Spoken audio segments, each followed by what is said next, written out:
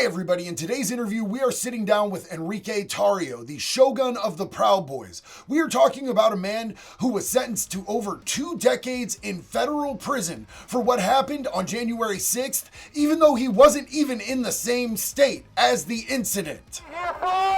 To stop the steal! Sentencing day for the former leader of the Proud Boys, Miami's Enrique Tarrio. He'll receive the longest prison sentence of any January 6th defendant. Slapped with a 22-year prison sentence. Tarrio was convicted of seditious conspiracy in the January 6th attack on the U.S. Capitol. He would then later go on to be pardoned by none other than President Donald Trump himself.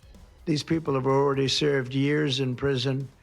And they've served them viciously. It's a disgusting prison. It's been horrible. It's inhumane. It's been a terrible, terrible thing. And today he's going to be giving us the inside scoop on exactly what the Proud Boys are, what they stand for, and what they do.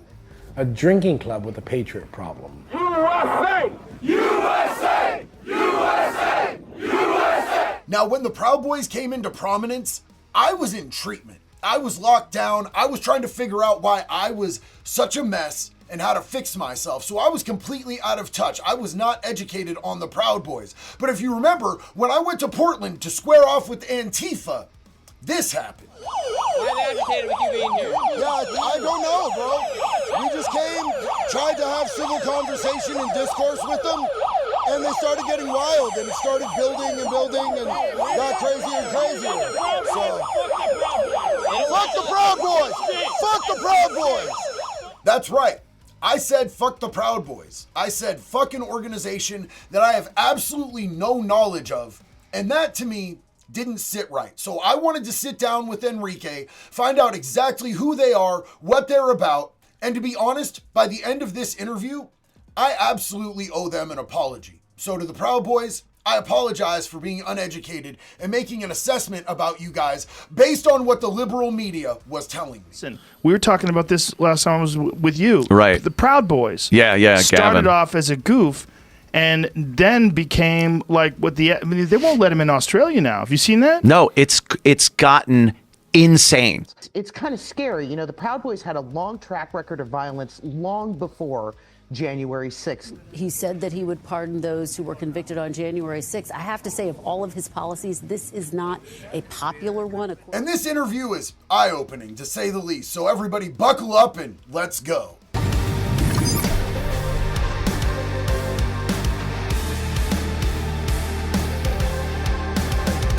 All right, Enrique, man, thank you so much for coming out here and doing this with us. I appreciate you, brother. Thank you, man. So I'm not very knowledgeable about the organization that you are a part of, and I would like to be educated because I know that myself, I've been called a whole bunch of shit that you've been called, and that's never been a part of my ideology. So I wanted you to come on and be able to explain that, and please educate me, bro.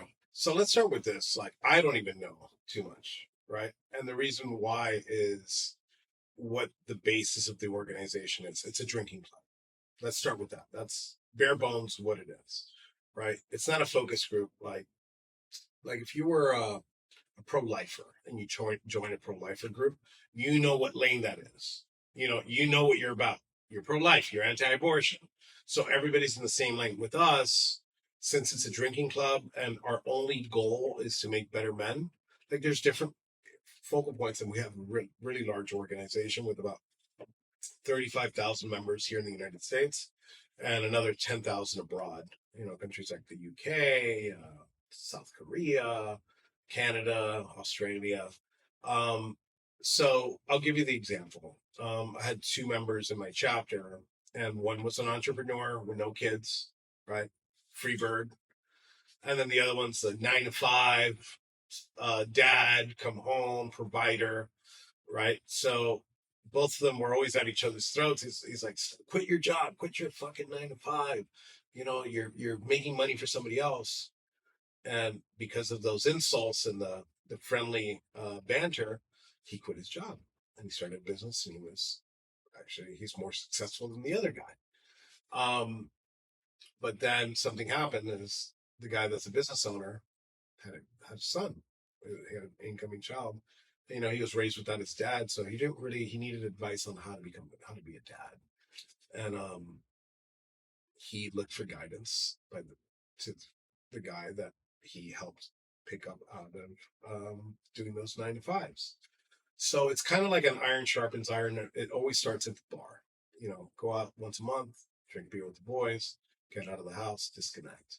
You know, it's a men's club. You know, at some point in American history, men's clubs stopped being cool. You know, so when we created the organization, we had that in mind. But we get calls, all sorts of crazy things. Yeah, so I have heard over and over again that before I was even educated at all, that you guys are a white supremacist organization, and you do not. I've been to prison. I've seen white supremacists. I've dealt with them, and you do not look like a white supremacist to me, sir. Yeah, and that's the thing. Look, we don't give a shit what your fucking skin color is. I don't care what your religion is. Obviously, like, Islam is probably not compatible too much with Western values, but yeah, that's a whole other ballgame. We don't care what your cultural background is, where you're from. You know, maybe if you're illegal, you wouldn't want to join because some guys might want to deport you.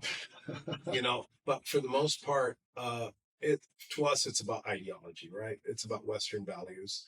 You know, and we do have like these tenets that we go by. It's not like it's not like a Bible that you have to. They're not 10 commandments, you know, but we do try to follow them as best as possible.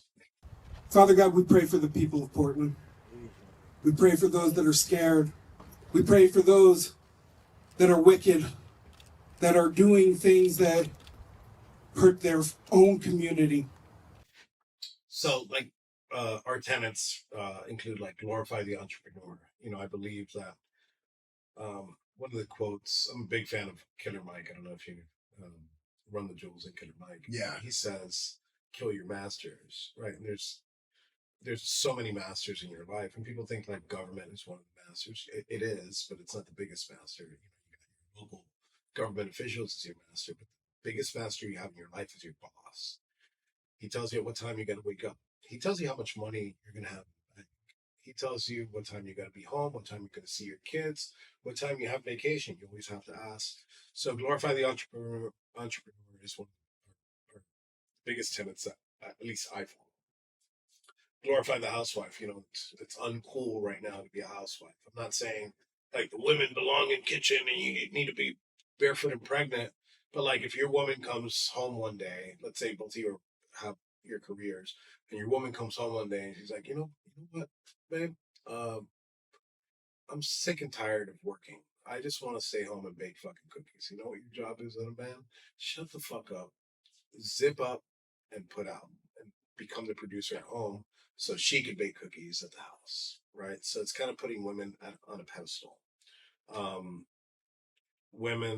Men are the masters of the universe, but women are that universe. So our values, our core values are Western values, and you know, most people vibe with that. Have we had our bad apples? Yeah, of course. When you have an organization as big as ours, you know, you get your bad apples, and you know, I accept that. If you think that we have a perfect organization, we don't. Matter of fact, I don't get along with a lot of my guys. I get along with some of them, but we're all brothers and we respect each other, which is like number one. Yeah. So, and the tenets that you mentioned are very important to me. My biggest flex in life is that my wife is a trad wife. She wanted to not have to work, and I'm incredibly happy to not have my wife going and working for another man. It feels unnatural, and I didn't like it. So when she said that's what she wanted to do, I was super happy to be able to facilitate that. What are you saying? I'm willing to do anything. I want to see peace. Then do it, sir. Say it. Do it. Say it. Do you want to call him? What do you want to call him? Give me a name. Give me a white name. Supremacists and who would you like me to condemn? White supremacists and right Proud Boys. Stand back and stand by. But I'll tell you what. Somebody's got to do something about Antifa and the left, because this is not a right-wing problem. This is a left-wing. This is a left-wing problem. White supremacists.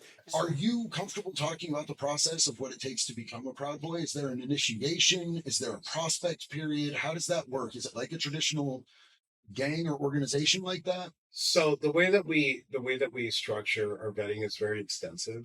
You know, we go through not only like your criminal history, and just because you you were a felon at some point for like some stupid shit doesn't like negate you. Like, we're looking for other charges. You know, we're looking for like mass violence. We're looking for, you know, kiddie shit, things like that. We don't want none of that shit in the thing. So you guys have a no pedophile, no sex offender type policy? Yes, that's an absolute fucking zero tolerance policy with pedos. And we'll get into prison pedos too. Had a lot of fun with that. Yeah. Dude over there with the fucking speaker is a fucking pedophile, and you guys let him fucking hang around here. You know what would have happened if he would have been on our side? I would have fucking stabbed his ass. Your president's a pedophile. I've stabbed fucking pedophiles in prison. Is that admission on camera that you stab people in prison? I stab pedophiles. They're not people. And we let you out of prison. And you should Our president let a person stab people in prison. They should be put in a guillotine. Defend pedophiles, you fucking. But regardless of the fact, yeah, it's an extensive process. There is a prospecting portion.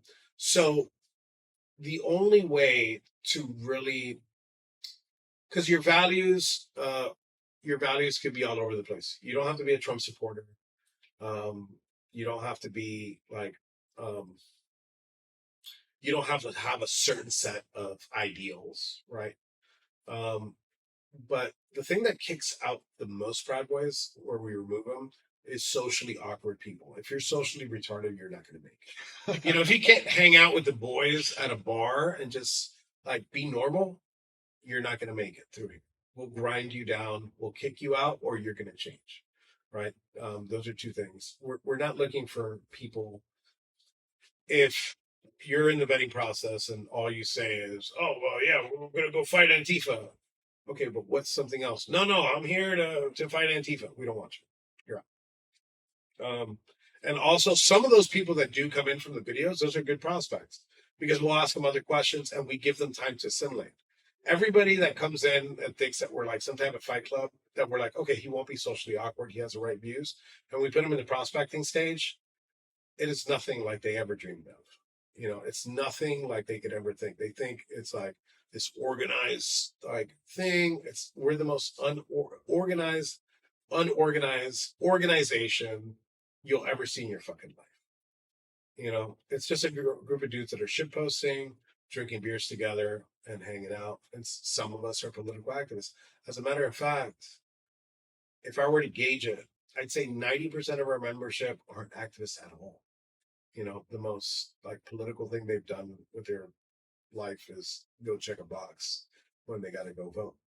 You know, they'll never come out to a rally or anything. So it's a small portion of us that come around and do these things. Like we do security for events, come out here to Portland, get some content, talk to some people, shake hands, kiss babies. And if some shit pops off, then we're ready. You know what? Like, we're here to have fun.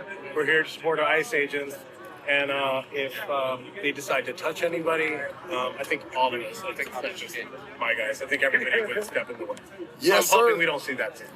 So it's not like a traditional street gang where you'll get jumped in, or no. So you don't get jumped in where you have to go and show of heart and you know, blood in, blood out type of situation. No, if you want to leave the Proud Boys, you know, go ahead, leave. There's nothing, you know, it's not like you're out bad or none of that shit. Yeah.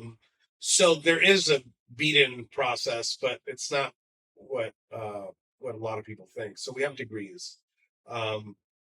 There's 4 degrees, or there might be more, but let's start with the 4 degrees.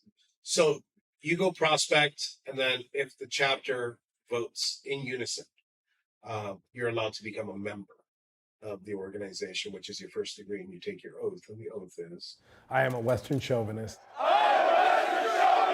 And I refuse to apologize for creating the modern world. That makes you a member. After some time of being a member and integrating to the organization, will allow you to take your second degree. Since it's more like a fraternal thing, the way that it works is 5 dudes beat your ass until you can name 5 breakfast cereals. You know, we're not punching in the face. I'm not looking to break your rib or anything. It's more of like a frat boy thing. Mm-hmm. You know, 3rd degree is your tattoo. And like this is my first tattoo. Okay. Right? I don't know if you're into tattoos. I might get one someday. I'm still unsure.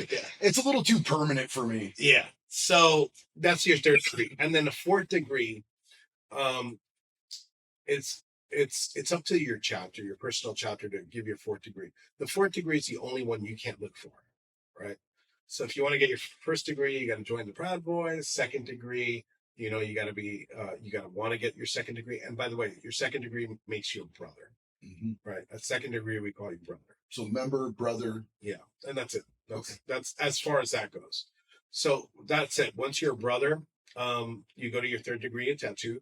Your fourth degree, you don't look for it because it is considered a hardship for the cause. And what is that?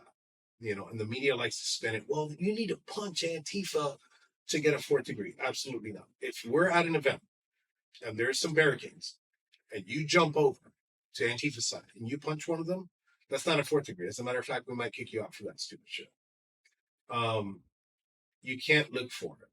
So if you're on this side and one of those Antifa dudes comes in and punches you in the face, you're gonna have to you have to react to it. You can't just let yourself get punched in the face. But if you punch back, that's considered a hardship. But that's not the only thing. That's what the media focuses on, is like those fights, those brawls. Most people get their fourth degree from one thing. If you have a career and you get doxxed, you know, and you lose your career, fourth degree. If you get deployed, if you're an active duty member and you get deployed while you are a Proud Boy, that is a fourth degree. In my case, how I got my fourth degree is in 2017, Hurricane Harvey came and devastated Texas and Louisiana. And I had just joined a couple months before that. And I went and we did water rescues for 5 days. We worked with the Coast Guard, we worked with the Cajun Navy. We had a friend of ours that built this open source rescue program to like check on your loved ones, and we do wellness checks. So we did that for 5 days.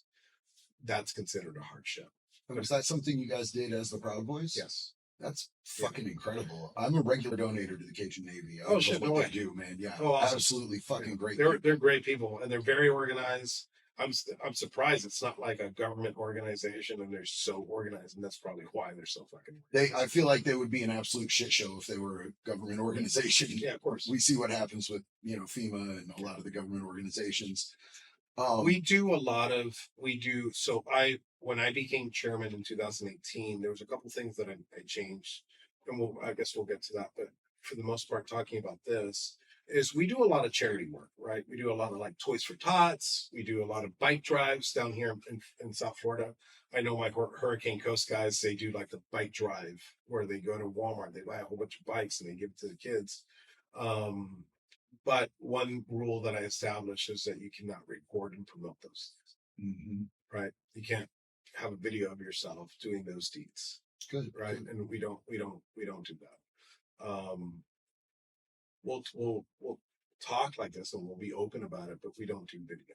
You guys do a lot of the same type of stuff that I'm aligned with. Like I do a toy drive every year for local in need families down in Eugene, but we don't. We put out a video saying, hey, if you want to donate, here's an address you can send stuff to. If you're not in the local area, here's where you can drop if you are. I think it's good to promote it, right? I think it's good so people see, hey, I could get involved in it, and it inspires people. But like, we're at another level, we're an organization, and what I don't want is for the public to be like, oh, they're doing this as a media stunt. Don't do it for because it's different, right?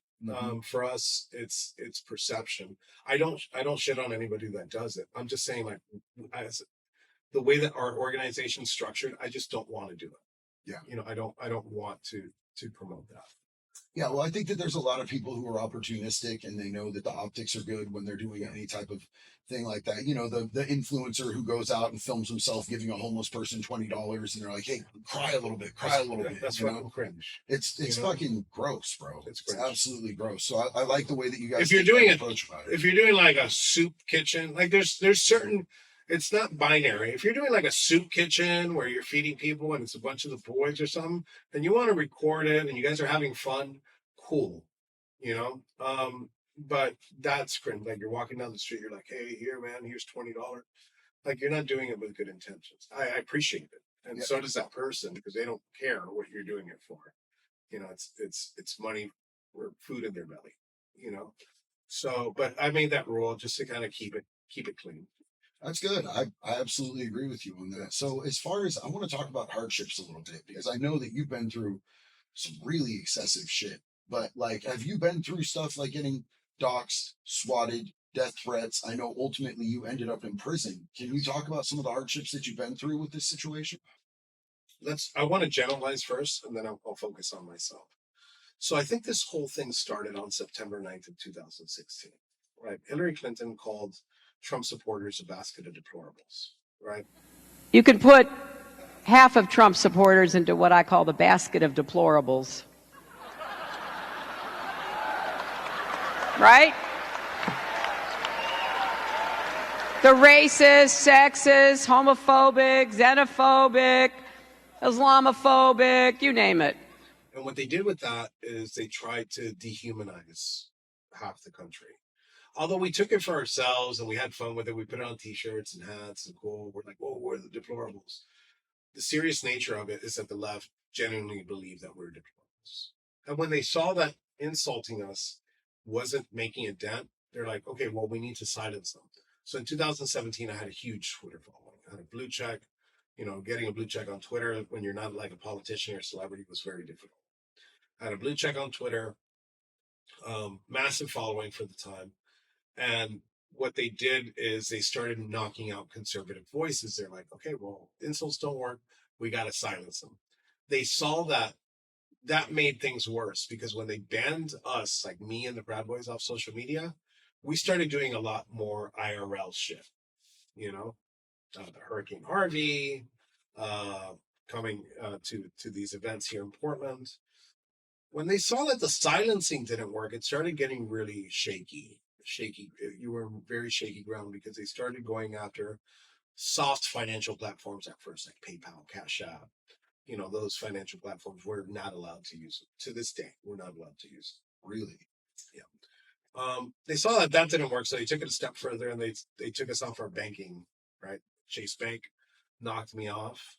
I did an investigation. I worked with Project Veritas. I worked undercover at the time, and we found out that the reason why they knocked me off is because they don't, and I'm going to quote them, they don't do business with those kinds of people. And when I asked them, you know, what kinds of people, those MAGA people. So they definanced us completely. But I don't do this for money. And people always call activists clout chasers or grifters, right? If they truly knew that there's not a lot of money in this, you know, there's money if you're like Mr. Beast or people like that, where YouTube is paying them fucking shit ton of money, but there's no real money in this. So when they saw, whoa, we assaulted them, it didn't work. We silenced them, it didn't work. We took out their fucking banking and their money away from them, which destroyed one of my businesses that I had built over 12 years, by the way. They saw that didn't work. So the next step was locking us down. You know, they got COVID-19. They're like, no, you can't run your fucking business. Stay the fuck home. 6 foot distancing, wear the fucking mask, do the thing. Oh, well, we started doing reopen campaigns across the country. So did a lot of other MAGA patriots, right? That didn't fucking work. So what did they do? They allowed Antifa and BLM to burn down fucking cities and fucking assault and kill people for the whole summer without consequence. And then they saw that didn't work. So they knew what the real problem was. It was the president. So what do? They steal the election. And then January 6th happens.